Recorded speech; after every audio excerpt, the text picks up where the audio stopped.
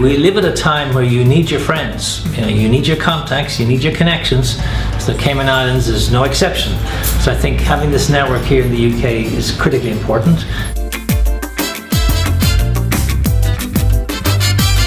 I spent many years, most of my life, travelling between the Cayman Islands and the UK, and it's who I am. Diaspora is something that I find fascinating, and the last few years working with the students to develop the Cayman Connection UK network has been very, very interesting. The students give me the kind of enthusiasm that no other group can give.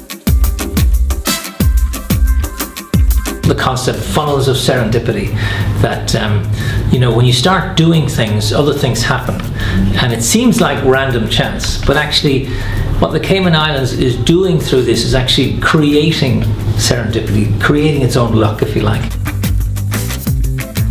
Today it was my first event. It was really actually exciting and great to meet different people. I think Cayman Connection UK is a great way for people to connect, network both personally and for work opportunities, and I think everyone should definitely take advantage of the opportunity. Great way to keep in touch with old friends, maybe people you don't usually communicate with or interact with.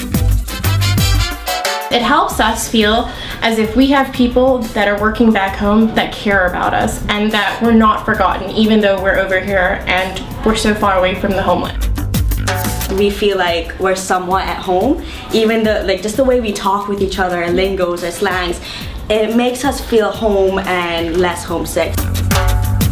It was a really nice event, and I encourage everyone out there, Caymanian or not, to attend. The students, again, engaging, encouraging, enthusiastic, and I'm just delighted to be a part of all this, and I'm looking forward to what the future holds for Cayman Connection UK.